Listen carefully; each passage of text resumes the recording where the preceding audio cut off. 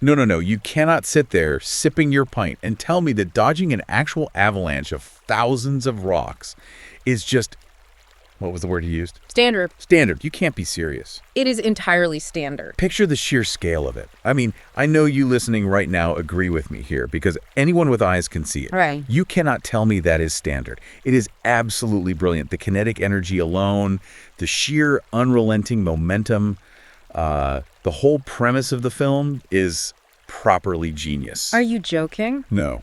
I'm literally reading it right here from the text, mate. Look, I am pointing at the page. Oh, put the book down. It says, and I will quote this verbatim so you can't twist my words, it is closer to the standard American slapstick comedy of the 1920s than any other Keaton picture. That's just one critic's opinion. Standard. American. Slapstick. It's a bit overhyped, to be brutally honest. Overhyped. Yes. When you strip away the frantic running around, it's rather dull. Dull? Yes, dull. When you actually break down the underlying mechanics of the narrative, it is completely hollow. Rather dull. Are we talking about the same film? It's 7 Chances. I am well aware of what film it is. This is Buster Keaton we were talking about. The man is an architect of chaos. Usually, yes. But here... It's one of the most kinetic, adrenaline-fueled, visually spectacular pieces of cinema. Look, do me a favor. Put that book down for just one second. I will not. Just put it on the table. I will absolutely not. Cinema, the magic vehicle, a comprehensive guide. Journey 1, 1913 to 1950. The authors of this incredibly well-researched text actually understand something fundamental about art. Oh, here we go. They understand that a few flashy stunts, even if there are thousands of rocks involved, do not make up for a complete and utter lack of philosophical depth. Oh, philosophical depth, right. The whole thing is dodgy in places. Very dodgy. It lacks the soul of his usual work. Dodgy. Right. You and your precious magic vehicle book are completely mental today. I'm just reading the facts, mate. You've lost the plot. Let's actually look at the facts of the film, shall we? Okay. Instead of just quoting critics from an armchair. Go on, then. Impress me. Right. Imagine this scenario. I want you, the person listening to us, bicker in this pub right now, to really picture the absolute sheer panic of being James Jimmy Shannon. The protagonist. Yes. Buster Keaton plays this young banker, right? And he is painfully, cripplingly shy. Mm-hmm. Not just a bit awkward, but paralyzed by it. Years have passed, and he is entirely too terrified to even tell Mary Jones. Who was played by Ruth Dwyer, yes. Played perfectly by Ruth Dwyer, by the way. He's too terrified to tell her that he is in love with her. That is the emotional foundation. Which is a complete, unadulterated cliche to start with, but do go on. A cliche. The shy protagonist pining over the girl next door? Right. How groundbreaking. Wait, hold on a second. It's lazy writing. It's not a cliche. It's a vital establishment of character. Yeah. You have to establish the baseline of his paralysis so that the ensuing chaos actually has meaning. I disagree, but continue. But here is where the script, and we're talking about a script adapted from Roy Cooper McGrew's stage play. Written by Clyde Bruckman, Gene Chavez, and Joseph Mitchell. Yes, thank you. Here is where their cinematic adaptation gets bloody brilliant. Jimmy's unfortunate business dealings have landed him in massive, inescapable financial trouble. Right. Absolute ruin is staring him right in the face. He is on the precipice of losing everything. Standard dramatic stakes. But suddenly, out of nowhere, he learns he is going to inherit $7 million. $7 million. Right. Let's just pause on that. It's a massive amount. It's a completely ludicrous sum of money designed purely to force a ridiculous plot forward. Bro. It's an artificial injection of stakes because the character dynamics aren't strong enough on their own. It's the ultimate stakes. You need an impossible number to force an impossible situation. Do you really? Yes, because there's a massive catch. He doesn't just get the money. He only inherits this $7 million on the specific, rigid condition that he gets married by 7 p.m. on his 27th birthday. The ticking clocks. Exactly. Yeah. Guess what? Look at the calendar. Yeah. That birthday happens to be that very day. What a coincidence. It is a ticking clock mechanism of pure distilled perfection. Do you realize how brilliant that is for pacing? That's rubbish, mate. What? That is absolute rubbish, and you know it. How's it rubbish? It is not brilliant pacing. It is a shambles of a narrative setup. The book gets this spot on. Oh, not the book again? Let me find the exact phrasing because it absolutely nails why this fails. Here. It points out that the entire first part of the film is based on, quote, somewhat mechanically inevitable events. Mechanically inevitable. That's just jargon. Let's unpack that phrase, shall we? Mechanically inevitable. Do you understand what that means in the context of narrative theory? I know what it means. It means it's sourced. It's entirely contrived. It's comedy. Contrivance is the engine of farce. But there is no organic charm here. There is loads of charm. No, in Keaton's masterpieces, the comedy arises from his character interacting organically with a bizarre universe. Right. Here, he needs money, he needs a wife by exactly 7 p.m. today, so he goes to the nearest woman and asks. That's the joke. It's a machine. It's a formula bouncing him from point A to point B without any of the soul or the quiet observation that normally elevates his work. You were completely ignoring the visual storytelling. He is just a rat in a maze designed by a lazy screenwriter. How can you sit there and say it has no soul? How can you call it a lazy machine? Because it is. Look at the sheer ambition right from the very first frame. They literally shot the opening sequence in Technicolor. Oh, here we go. Do you realize how massive that was for a comedy feature at that time? It was an expensive gimmick. We are talking about 1,559 meters of film. So, They open a slapstick comedy with an incredibly expensive, technically demanding Technicolor sequence. which proves nothing about the script. Buster Keaton and Joseph M. Schenck, as producers, were pushing the absolute limits of the cinematic medium right out of the gate. That is not the behavior of filmmakers relying on a, quote, lazy machine. It's just a distraction. That is a statement of intent. A statement of intent to distract the audience. It's a flashy Technicolor distraction, that's all that is. It shows care. It shows vision. You're getting completely mesmerized by the shiny wrapping paper and ignoring the empty box inside, mate. It is not an empty box. We're talking about 1,559 meters of film, but you aren't talking about what is actually happening on that film. What's happening is, The book clearly argues, and this is the crux of the entire critique. I don't care about the critique. You should, because the plot is so rigidly, inescapably tied to this ticking clock, this mechanical necessity to just find a warm body to marry before a completely arbitrary 7 p.m. deadline. It's not arbitrary. It's the terms of the will. It's structurally arbitrary, and because of that, Keaton is trapped. Trapped. He has, and I'm quoting the text again, much less scope to play his trump card of philosophical reflections on a hostile and uncooperative world. Oh, philosophical reflections. Heaven forbid a comedy just be kinetic. It needs to mean something. We're talking about a visual spectacle, a physical masterpiece, and you're moaning about a lack of philosophy. We are talking about art. We are talking about what makes Keaton a genius, rather than just a stuntman. He's the greatest physical comedian of all time. Yes, and a hostile and uncooperative world is exactly what he usually explores with such brilliant nuance. The universe is usually conspiring against him in ways that reveal deep truths about human resilience. Okay, sure. But here, the world isn't inherently hostile, it's just operating on an arbitrary legal deadline set by a deceased relative's will. That's the setup. It's a gimmick. Think about the proposal to marry. He rushes over, completely panicked. Right. And why does she refuse him? She refuses his proposal because she's annoyed by how abrupt and awkward it is. Yeah. He essentially tells her he has to marry her today. Because he does. That's not a profound philosophical clash with fate, mate. That's just bad manners caused by a cheap plot device. Wait. Hold on a second. It's just rude. You are completely missing the psychology of that scene.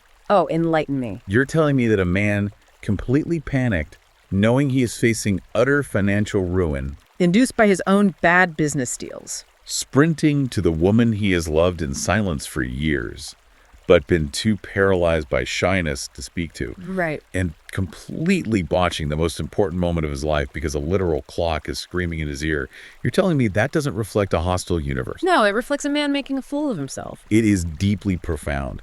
It's a perfect, agonizing satire of how the pressure of money and survival completely corrupts genuine human interaction. Oh, come off it. He can't even express his true love because the mechanics of capitalism, the inheritance, the deadline, they have turned a sacred proposal into a business transaction. You're reaching. That is your philosophical reflection right there. You are projecting a Marxist critique onto a standard 1920s gag reel. I am reading the subtext. It's not a satire of capitalism, it's a setup for cheap gags. It is not cheap. The film is basically just Jimmy's frantic race against the clock for love and money.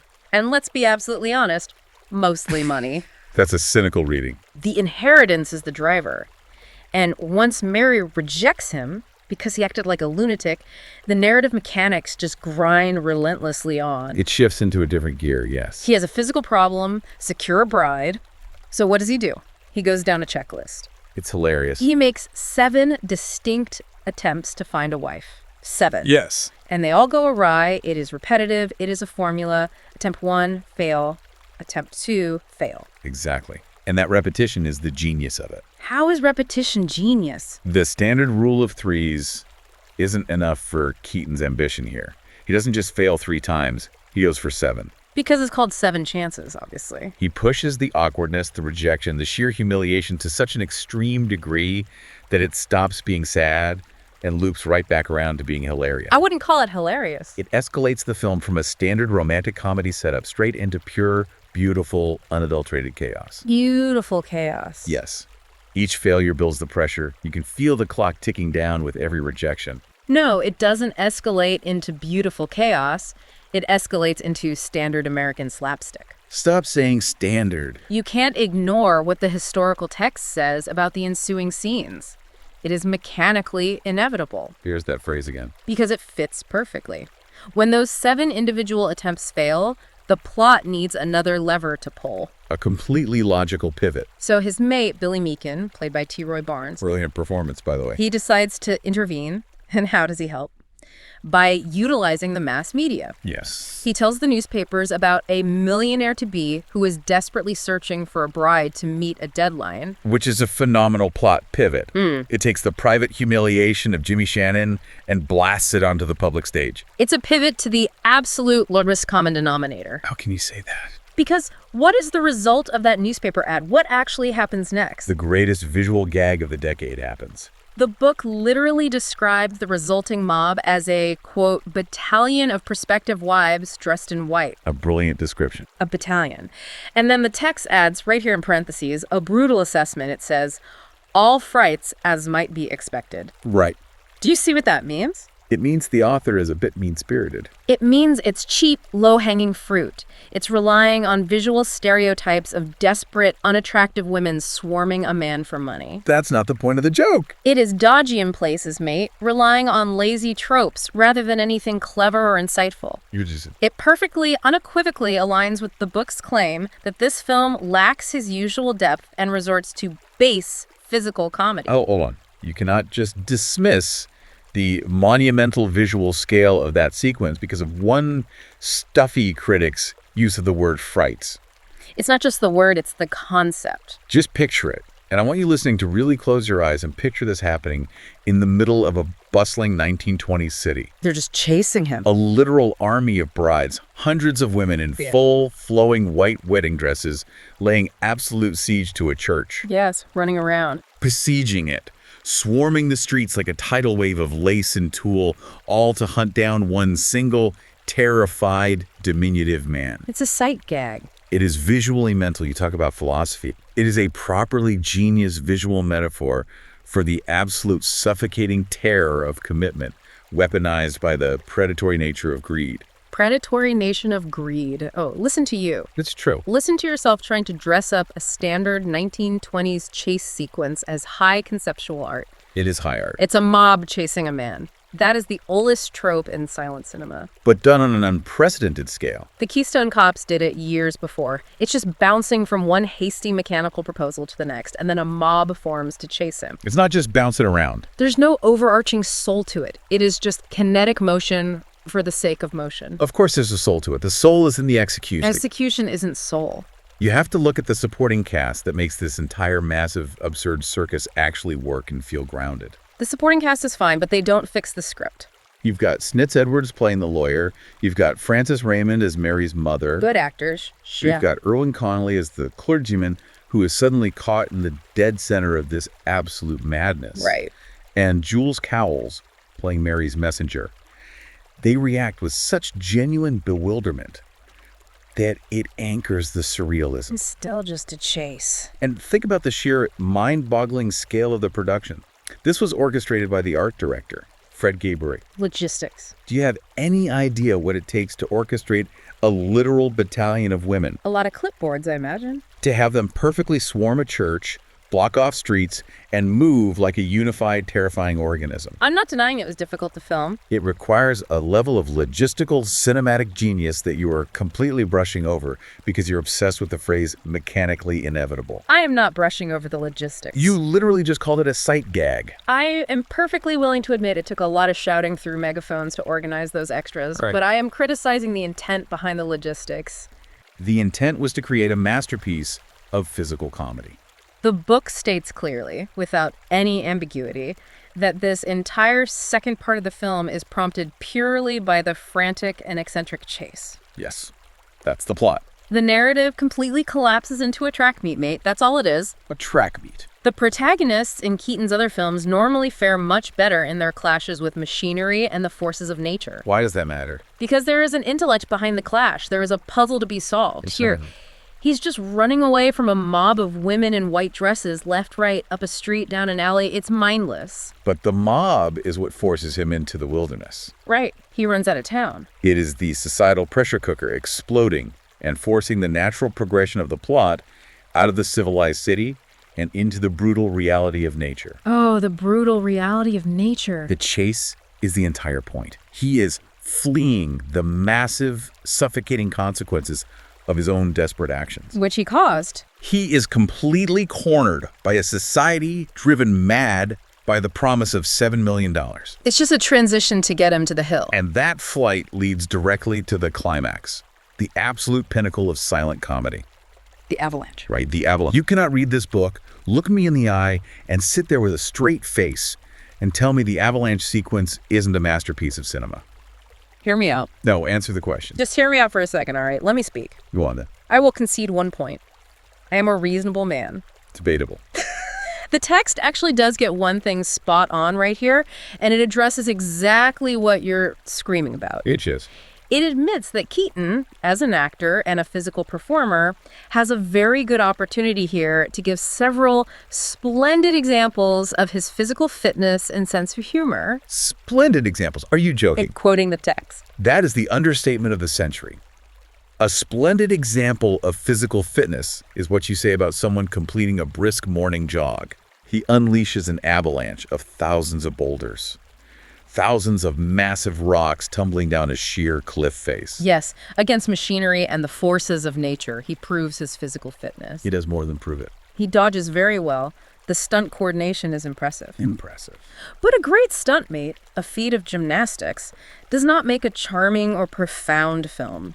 Are you completely mad? Do you know who edited this film? Keaton usually edited his own stuff, yes. Do you understand the rhythm of that sequence? Buster Keaton himself edited this film. I'm well aware.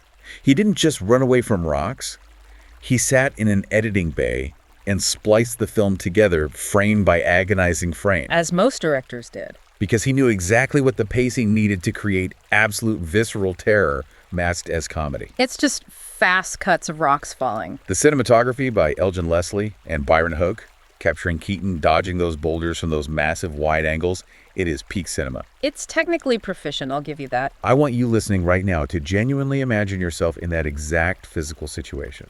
Oh, here we go with the imagination exercises again. Put yourself on that slope. You are running down a steep, treacherous dirt hill. Right. Thousands of massive boulders, some the size of your head, some the size of a bloody car, are thundering down right at your heels. They were made of paper mache, you know. That doesn't matter on the screen. They are bouncing unpredictably, completely defying gravity, smashing everything in their path. It's an illusion. The visceral, heart-stopping panic of that scene, you can almost feel the ground shaking through the screen. It's a spectacle, sure. And Keaton is down there, dodging them in real time, performing an intricate, split-second ballet of survival. I am not denying the physical prowess. I'm not saying he isn't a brave man or a skilled acrobat. And what do you say? I am saying, and the text backs me up completely, that it remains fundamentally less original than his other work. Less original. The book says it in black and white. The result, although very enjoyable, is not as charming as most of Keaton's other efforts. Enjoyable. Yes. Charming. No. Profound. Certainly not. Wait, you agree? No, I'm mocking you. The avalanche is a spectacle. I will give you that. It is a massive visual spectacle, but it is a purely mechanical spectacle. Mechanical. Everything is mechanical to you. It's a physical problem. Rock falls here. I must step there. It's solved by dodging left or dodging right. It's survival. It does not offer those philosophical reflections on a hostile world that define true cinema.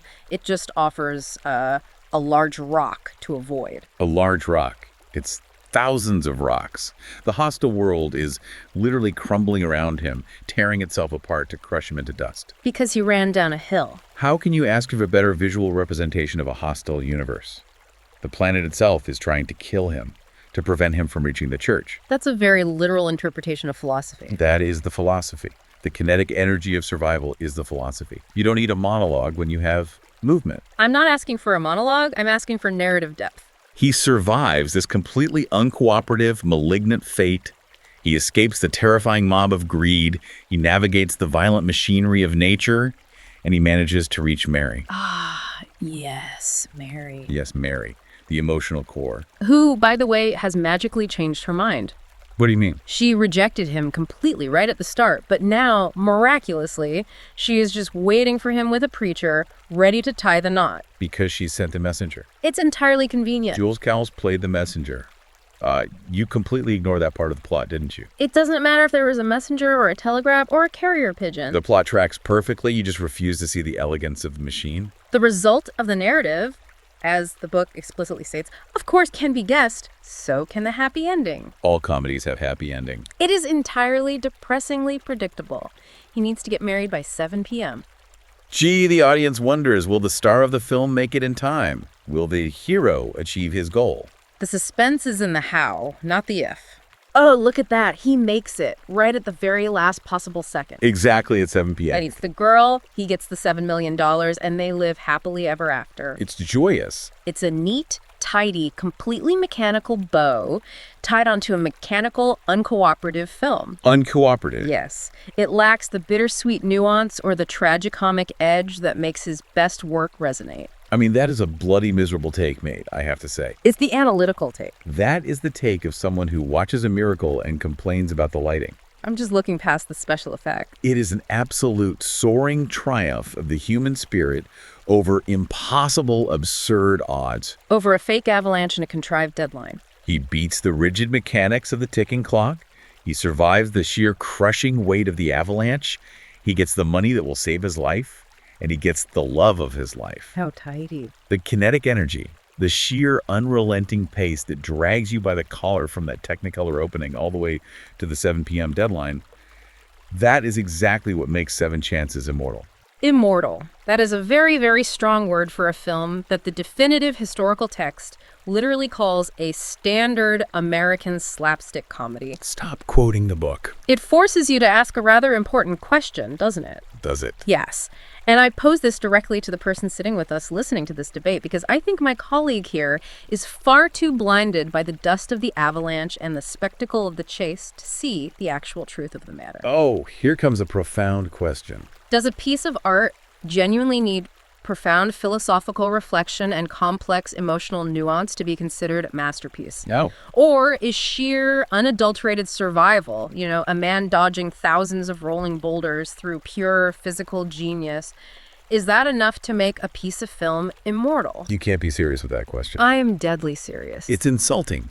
If you were personally tumbling down a mountain, desperately dodging a massive boulder aimed right at your head, you wouldn't be pausing to look for profound philosophical reflections, would you? Well, I wouldn't be in that situation because I wouldn't have... You'd be running for your absolute life, entirely consumed by the kinetic reality of the moment, and thanking whatever God you pray to that you survived it. That is what cinema is. It's the visceral reality of.